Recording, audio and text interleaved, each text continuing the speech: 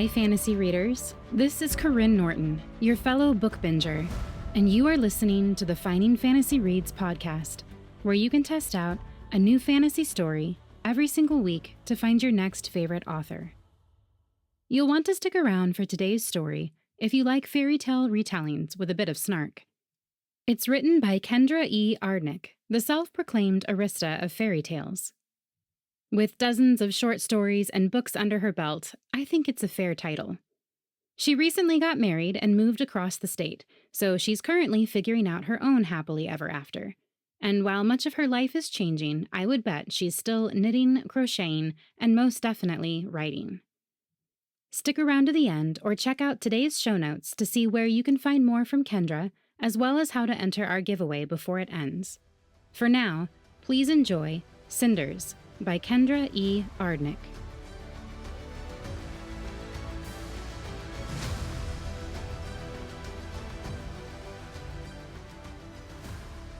Dear Madam, most illustrious of fairy godmothers, I have heard that you are who I should contact for dire situations, and my situation is dire indeed. My name is Alicia Failing, but none of my family calls me that. To them, I am Cinders, and on particularly horrible days, oh, you sooty thing, and that isn't even the beginning of how terrible those girls can be. I'm neglected and abused. I must sleep in the fireplace instead of the soft beds. I eat scraps, and not even the tasty ones.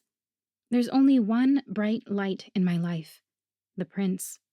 That is what the girls call him at any rate. The tutor calls him David, but only the tutor, as that is his special privilege. The prince visits the tutor on frequent occasions, though he's always careful to make sure that it is when the girls are away, for which I don't blame him. Those girls can be obnoxious. The prince is the only one who treats me with any form of respect. I wish I lived with him, and not the girls. He's such a lonely soul. I'm sure he could use a devoted friend at his side. Yours, Alicia Failing. P.S. Please hurry. I don't know if I'll last the week. The fairy Jalea prided herself on her ability to spot potential Cinderellas. She'd godmothered over 20 of them across her 300 years. Rarely had she seen one as clear-cut as the letter that her sister Menina had tossed onto her desk the morning before. Her heart went out to poor Alicia. Oh, you sooty thing indeed! Of course she'd rushed to the Crown Kingdom, from whence the letter was postmarked, and had begun preparations with the king and queen at once.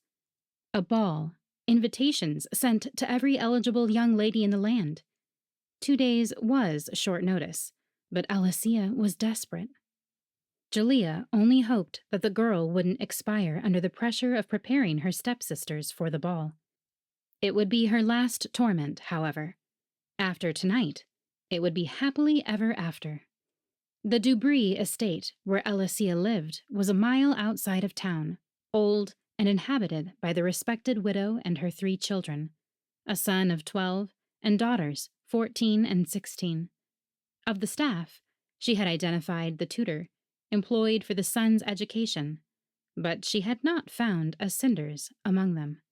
She hadn't investigated too carefully yet, though.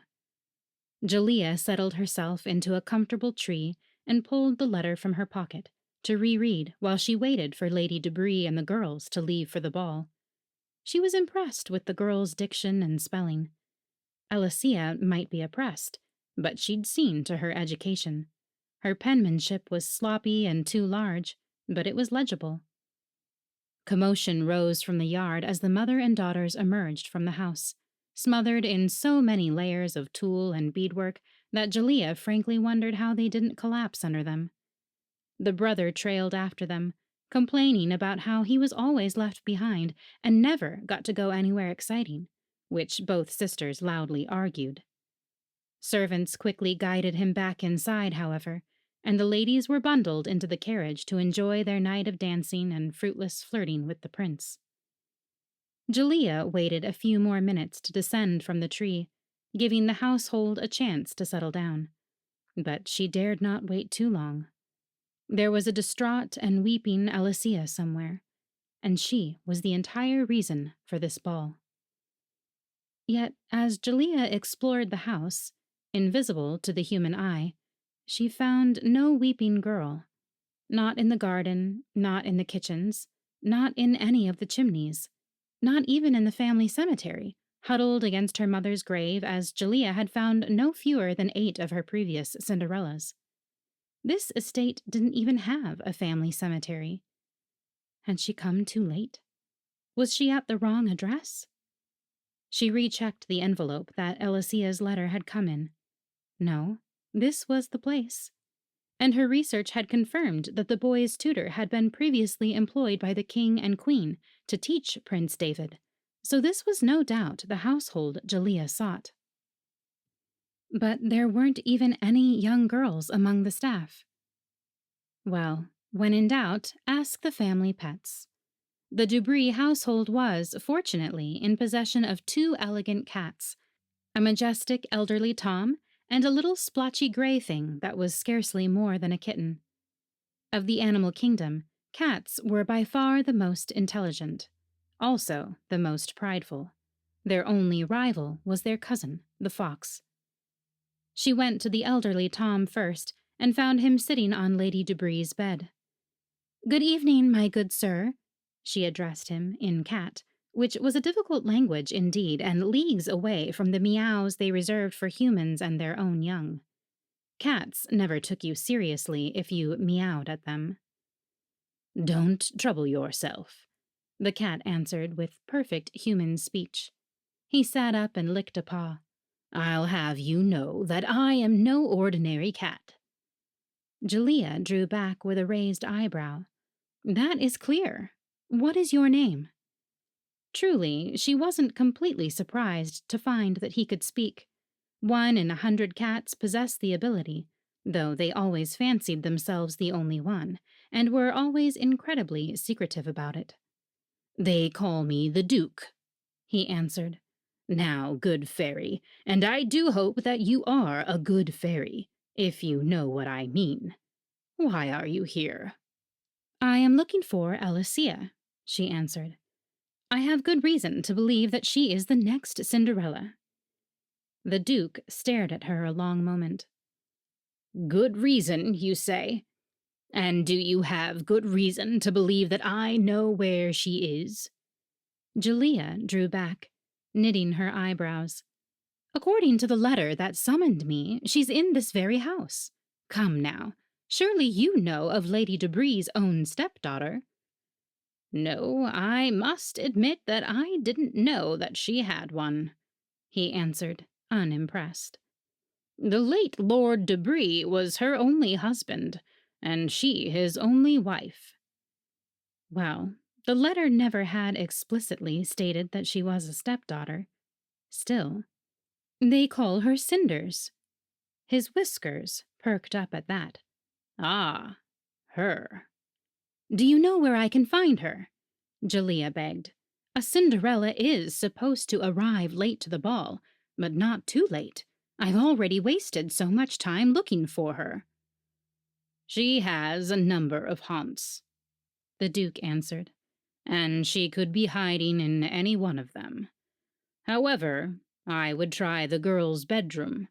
The silly kitten has been moaning all day about how they get to go see the prince, while she's had to stay behind."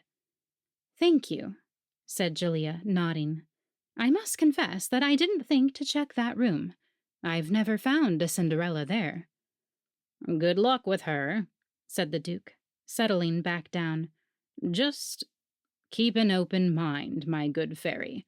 Things aren't always as they appear." "I'm a fairy and over 300 years old," Julia answered. "I'm quite aware of that. But again, thank you."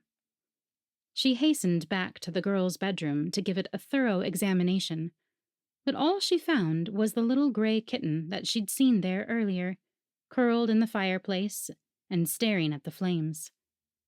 "You wouldn't happen to know where I would find Alicia now, would you?" she asked. shaking her head at the little thing and forgetting to use cat. The kitten jumped to attention at once and bounded onto a bed. Oh, oh, are you a fairy? Did you really come? She mewed.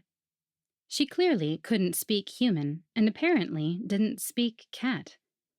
Felines did patronize their young, though, so that was hardly out of the ordinary. Yes, I am, Julia answered. Do you know where Alicia is?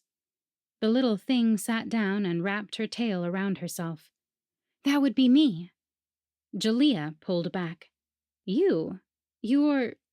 It wasn't often that she was at a loss for words. You wrote and sent that letter?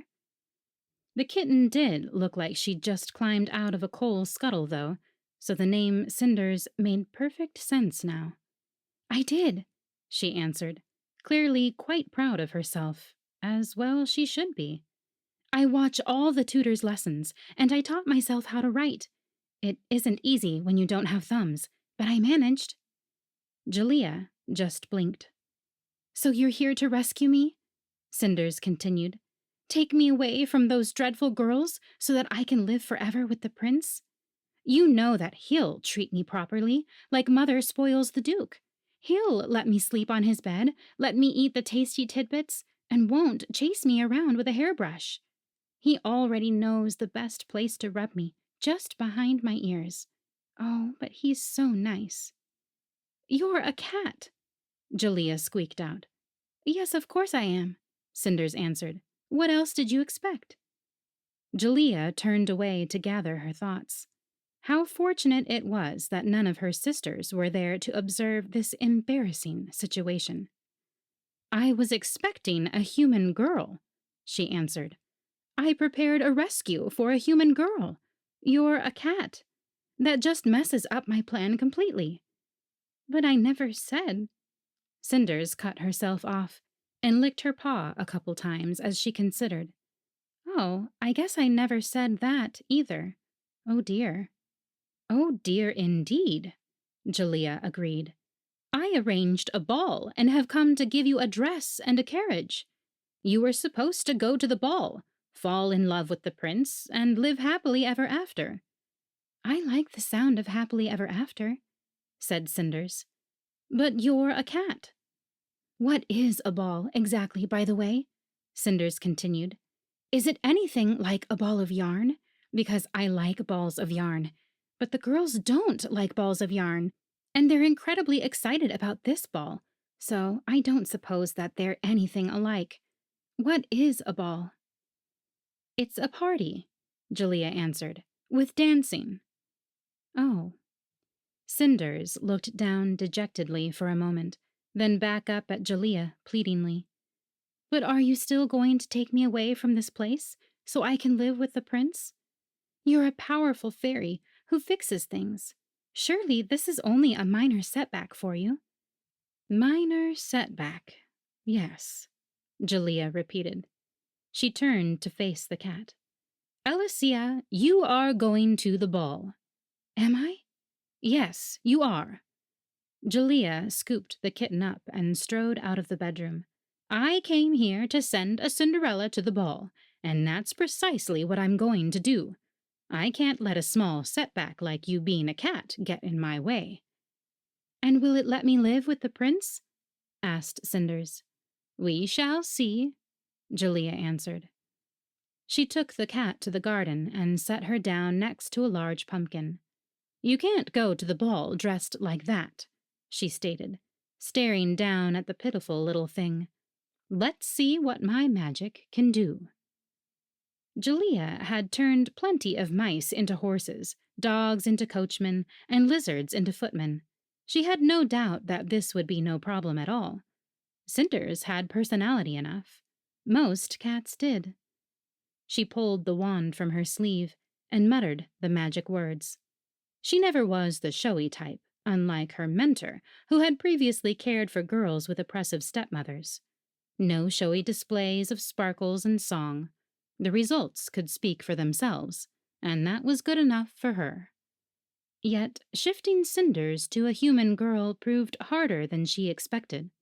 Sure, Julia had never tried to change a cat before, but she'd not expected this much resistance. Was this something natural to all cats? Truly, it felt like some other magic resisted her. Then, just as she was about to give it up, there was a magical snap, and Cinders, the kitten, bloomed into a lovely young woman of 17 or 18, with honey curls and gray eyes. It wasn't quite the form that Julia had envisioned for her, but she was beautiful all the same. A small, delicate thing, in a simple gown of silk and tulle, with a gray fur fastened about her shoulders, with a diamond brooch. The dress was a couple years out of fashion and so quiet that Julia momentarily feared that it might cause her to be overlooked in the crowd of bright-colored dresses, so big that they struggled to fit through doors.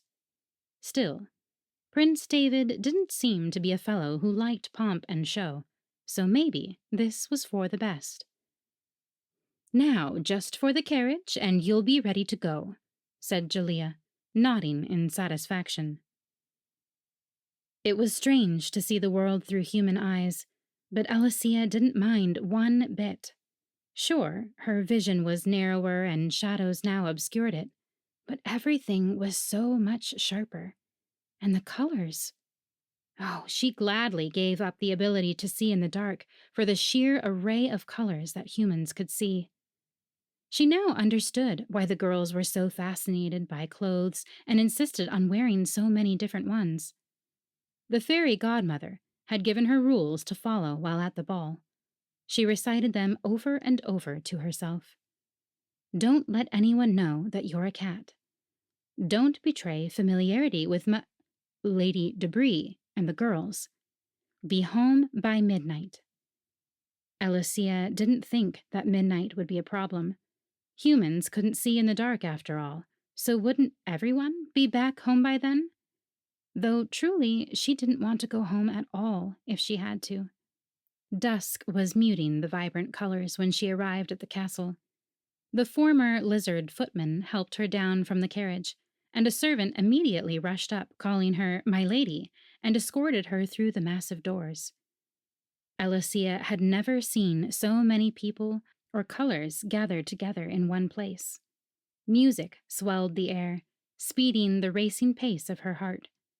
How would she find the prince among this crowd? There were more dresses here than in both of the girls' closets combined. As a human, she was so much larger than she'd ever been before, but she'd never felt tinier in her life. Her dress was so much smaller than all the rest. "Ah, now don't you look like a lost little kitten? Tell me, is this your first ball?" Alicia spun around to find herself staring up at an elderly man with a neatly trimmed gray beard and a yellow robe. His smile was friendly, and there was something familiar about him, but she did not find that reassuring. "I'm not a kitten," she squeaked. "I'm human, just as much as you are." Up went his eyebrows. "Are you now?" he asked. "That's good to know." "Yes." She pulled her fur tighter around her shoulders. "And of course I've been to balls before. Just, there's usually more yarn and less people." "Yes, I will agree that this is a particularly crowded ball. Every eligible maiden in the kingdom was invited." He shook his head. "I hear that Julia was involved. There must be a Cinderella somewhere about." She drew back. "There is?" He winked at her. "Would you like me to introduce you to the prince? I fear that he's positively drowning in the flirting attempts of the girls who aren't Cinderella." I. I. Who are you?" "I'm Yorick, the court magician," the man answered. "And you have too much magic wrapped around you for you to be anyone else but Jalia's latest charity project. Don't worry, I won't tell anyone else, least of all the prince. Would you like me to introduce you to him?" "Oh," Alicia muttered. "Oh, yes, please. I would appreciate it.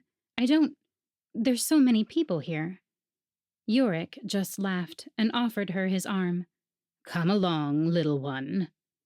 The crowd parted for him, and Alicia was grateful for his intimidating presence. They quickly reached the other side of the room where, as Yorick had predicted, the prince stood suffering bravely under the attention of several girls. Alicia frowned as she saw the ringleader, Mora, the elder of the Debris girls. "Well, there he is, so I'll leave you to it," said Yorick, removing her from his arm. He disappeared into the crowd without another word. "Oh," she whispered, and turned back to the prince, her heart hammering in her chest. What was she supposed to do now? Try to flirt with him as these other girls were doing? She knew he detested flirting. He looked so uncomfortable now, surrounded by all of the girls. He was wearing his uniform, too, which she knew he hated. He complained about it often enough. She didn't see why he didn't like it. Its tassels were so much fun to play with. If she had her proper form, it'd be simple. She'd just walk up to him, rub herself against his leg, and he'd scoop her up and rub her behind her ears. And he knew just the spot that made her purr faster than anything. Unfortunately, Jalea had turned her into a human, and she knew that wasn't appropriate behavior for humans. You wouldn't think that to watch those girls, though. The way they were pressing themselves upon him. She tugged her fur closer about her shoulders. How could they stand having so much skin exposed? Alicia knew that humans wore clothes to make up for not having any natural fur, but what was the point when they had so much arm and chest exposed? As she stood there, contemplating, he looked up and met her eyes. Immediately, he seemed to forget all of the girls around him as he abandoned them to rush to her side, his lopsided grin replacing the annoyed frown he'd been wearing. "I've not seen you here before," he said. "May I ask your name?" She momentarily forgot how to talk and squeaked as she drew back. He was so tall. She hadn't noticed that before, when everyone was tall. He just grinned and held out a hand to her. "Not much of one for talking, are you? Well, little mouse, may I have this dance?" I'm not a mouse," she declared, her eyes widening. But as his smile fell, she quickly added, "I'd love to dance, though." He swept her into the crowd of couples moving across the dance floor and guided her in and out among them. Dancing proved even more amazing than an ear rub. Unfortunately, she found herself incapable of purring, so she settled for lightly humming along with the music instead. Even so, it was magical. When it was done, he asked her for another dance, and then another. At the end of the third dance, he drew her outside to a garden. It was dark, but the moon was full, and lanterns hung in every tree.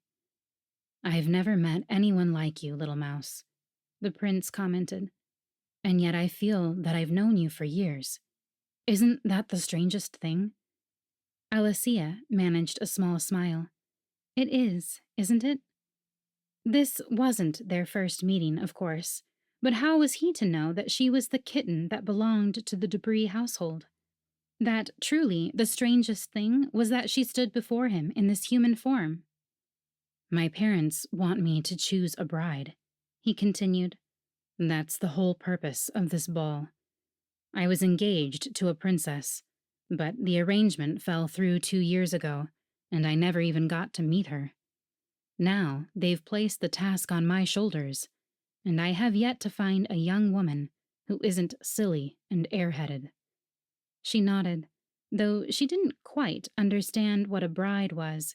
He had bemoaned this very problem to Tutor many times. From what she had gathered from these complaints, it was to be a girl who would possibly make him less lonely, or else lonelier than ever. "Have you considered getting yourself a cat instead?" she asked. The prince laughed, and Alicia smiled at the sound. He had such a nice laugh. "Honestly, I have," he answered. "Unfortunately, my parents have their hearts set on a daughter-in-law, and I cannot convince them that a pet would be an adequate substitute, no matter how adorable and fluffy. Alicia frowned. Oh, that's unfortunate. But that was until tonight, he continued. You're unlike any girl I've ever met before, and I can't help but wonder. Hope. Her frown deepened. What do you mean? He turned to face her, taking both of her hands in his, which did feel very nice. Perhaps I speak on foolish impulse. I've only just met you, and I don't even know your name. But I feel surer of this than I have with any of the other girls in my acquaintance. Will you be my bride? She drew back, blinking hard. She opened her mouth, but didn't know what to say. What was a bride? All she knew was that it was supposed to be a human girl, and while she did fit that description at the moment, that would wear off at midnight. How much time until midnight did she have left? I see that you're speechless, he continued. I suppose it's a bit of a shock to you, the prince asking you to marry him and you've only just met him. Marry? The girls used that word often enough. That was what they both wanted to do to the prince, and apparently only one of them could, since they argued over which one of them it would be all of the time. It involved the prince falling in love with them because they were so beautiful. All Alicia wanted was to be his friend and make him less lonely. Maybe that was the difference between a bride that would make him less lonely and one that would make him lonelier. But she was only going to be a human girl for a short time. If only he could be content with a cat. She shook her head, pulling harder away from him. His hold of her hands kept her from going too far, though. He frowned. Is that a no? She wanted to say yes so desperately. I don't know, she finally answered. I can't. Why not? His eyes narrowed. Is there someone else? She shook her head again. No one else, she admitted. But I can't. You don't know me. I want to know you, he insisted. Like I've never wanted to know a girl.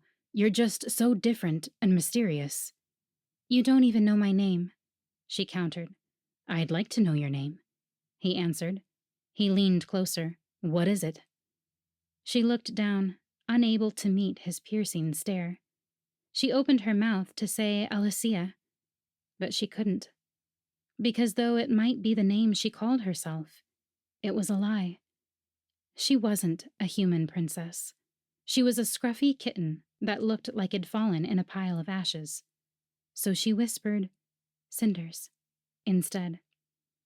And as he drew back to frown in confusion at the name, she tore herself from his hold and ran.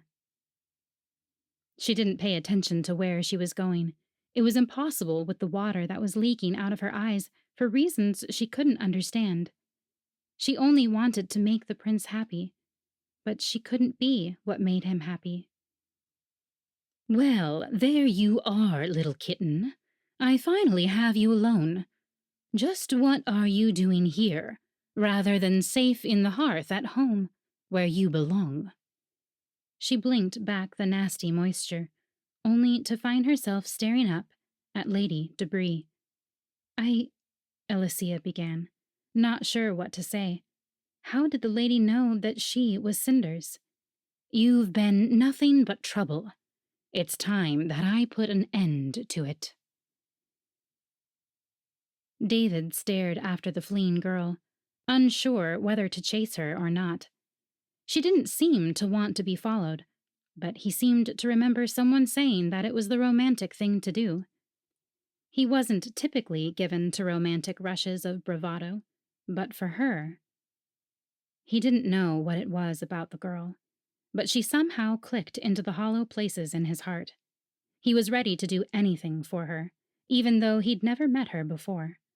Whatever the name Cinders meant, and it seemed to be something terrible, at least in her mind, it didn't matter. He wanted her to feel loved and accepted. Would she rather have him chase after her, or not. After a few minutes of deliberation, he decided in favor of the chase. It would be too easy for her to get lost in this garden, especially if she stumbled into the hedge maze. At the very least, he needed to escort her back into the palace. But though he searched the whole garden, he could find no trace of her. As he hesitated at the entrance to the hedge maze, he saw Uric. Frowning, David approached the man, knowing that if anyone could make sense of this predicament, it would be the court magician. "You look like you lost something, but I don't think that it would be this shoe," Uric commented, before David could speak. "Because this is a lady's shoe, and certainly wouldn't fit your foot." David drew back. "No, I'm looking for—" "The possessor of this shoe? Princess Alicia Thaling of the Bulwark Kingdom?" asked Uric. "No, I don't think so, at any rate. She called herself Cinders, and I don't know her real name," David answered, shaking his head. "I frightened her, and she ran away." Uric gave him a stern look and shook his head. "Prince David, how many times must we tell you that you have to be gentle with the ladies? But at least it was only your own dearly beloved betrothed.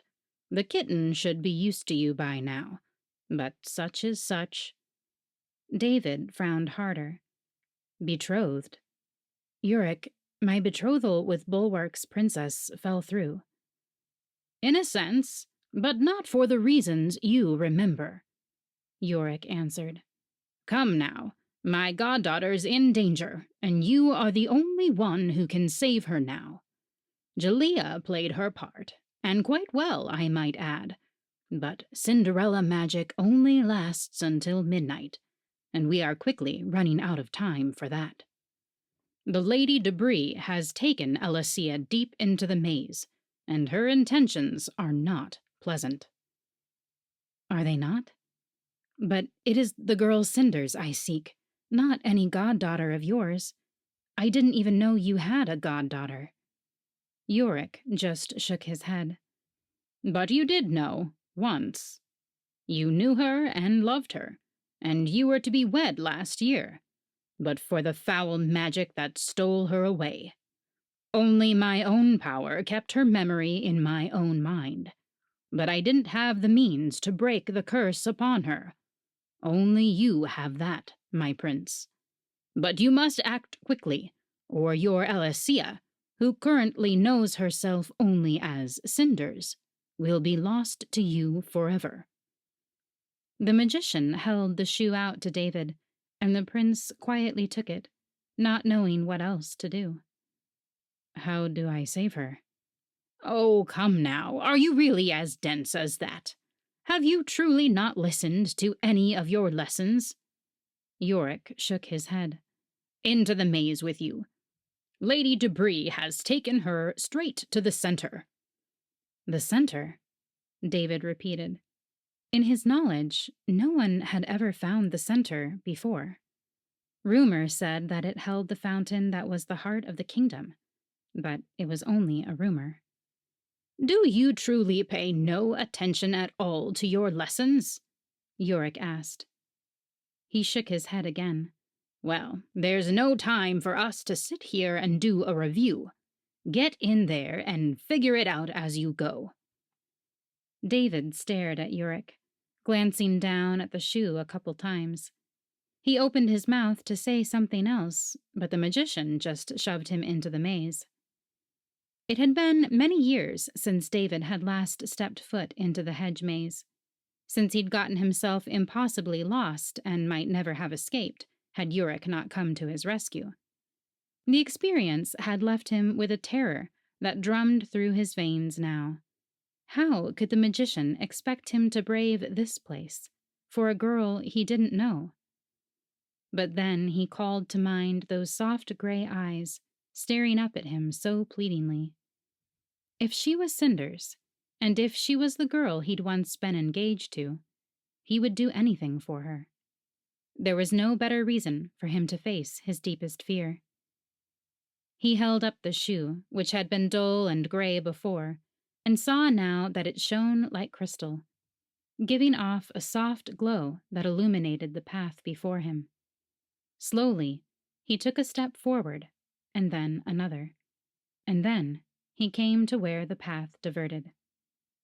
David glanced back over his shoulder, back toward the entrance to the maze. He wished he had brought string with him. You always bring string with you into this maze. But, as Yorick had said, there'd been no time. He turned the shoe one way, and the glow immediately dimmed.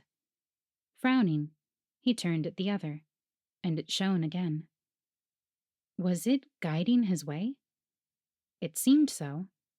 Deciding to act on the hunch, he boldly stepped forward, deeper into the maze. On he went. The shoe continued to dull and brighten as he came to each crossroad. Each time, his confidence grew.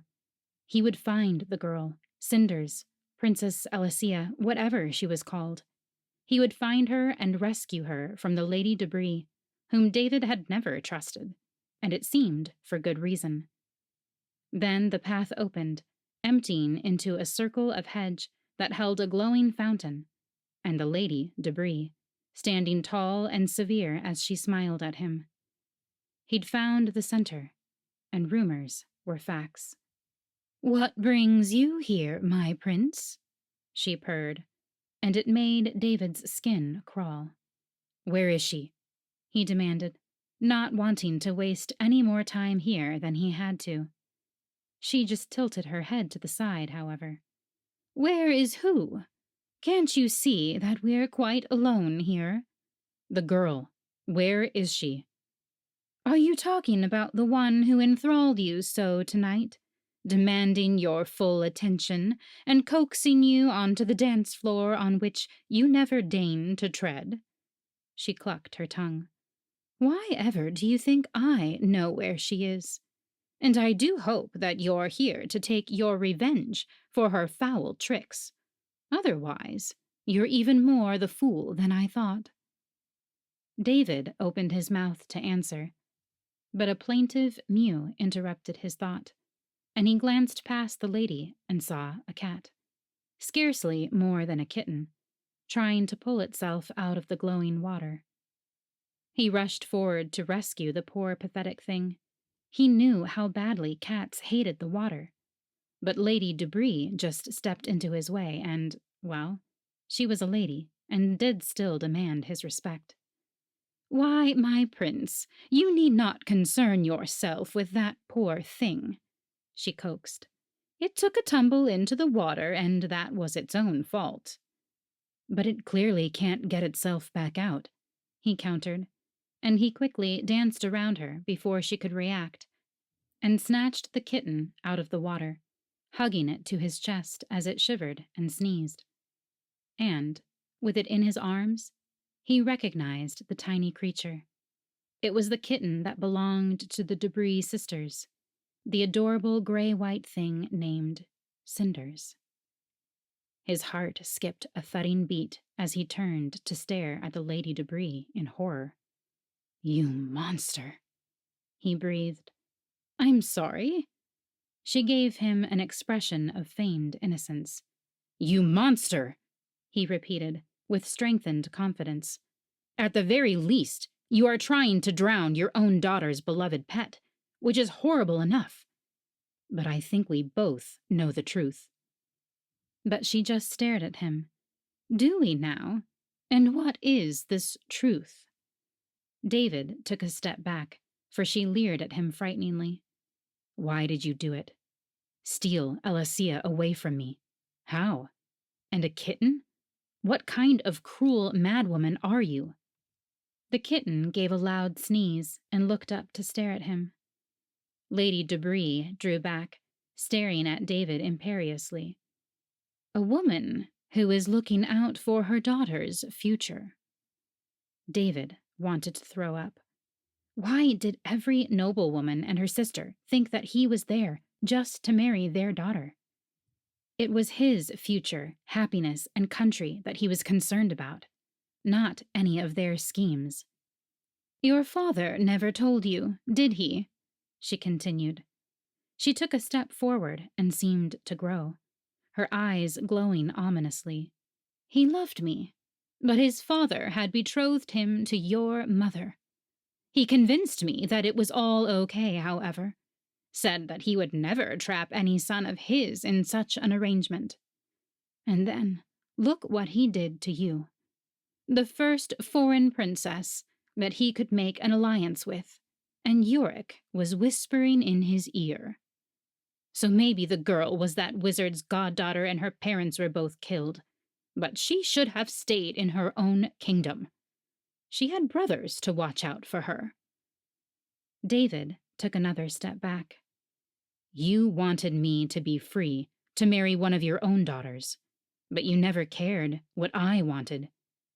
You might have erased Alicia from my memory, but you cannot erase the love between us. She was my choice then, and she still is now. I love her."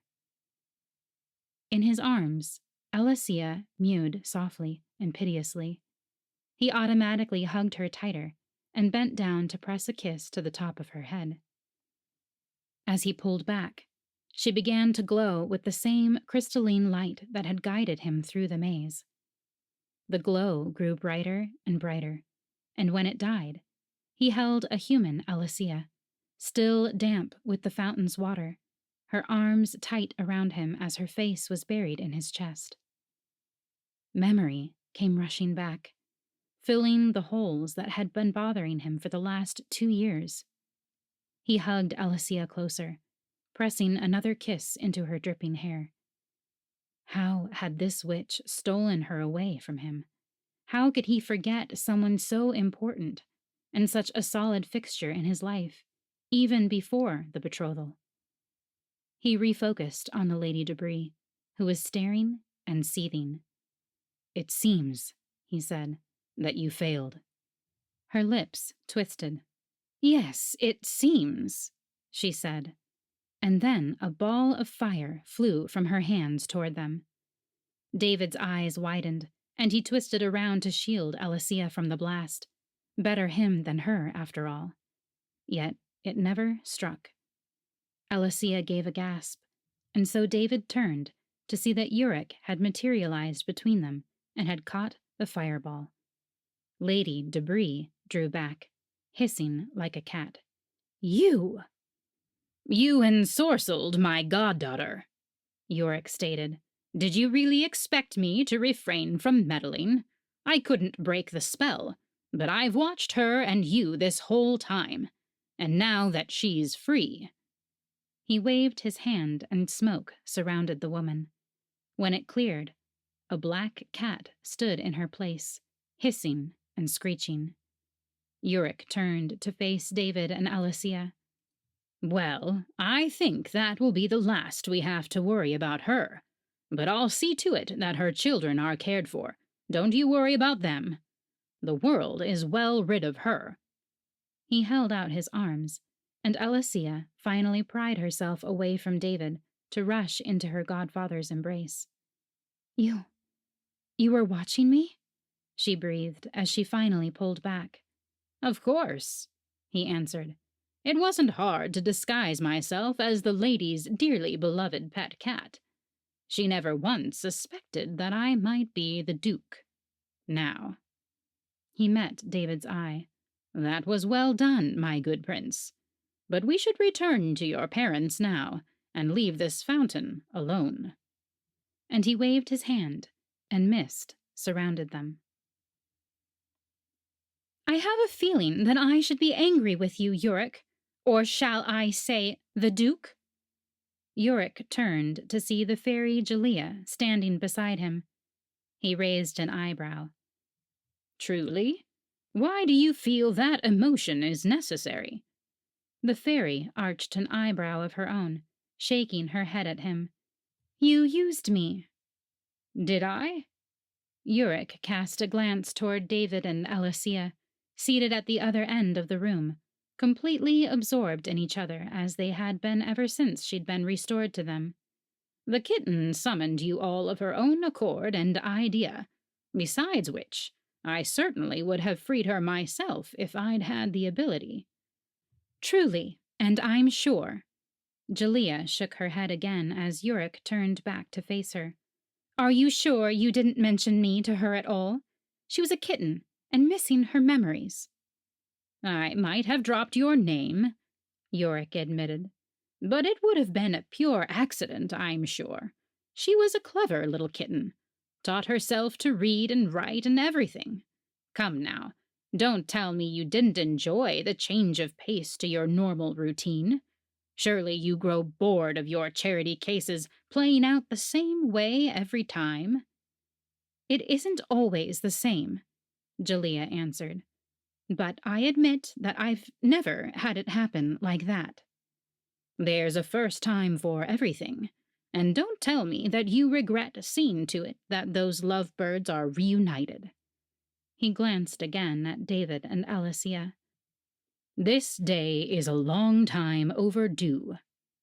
Jalea's eyebrow arched. Indeed. Now, did you come to this wedding merely to scold me, or do you plan to enjoy yourself? Her eyebrow arched higher. I always follow up with my Cinderellas and make sure that they have truly achieved their happily ever after. I think it's safe to say that those two have done that, said Yorick. Her eyes strayed to the pair, and a small smile relaxed her expression the slightest bit. Safe enough. So, now that you're satisfied on that front, may I have this dance, my good fairy?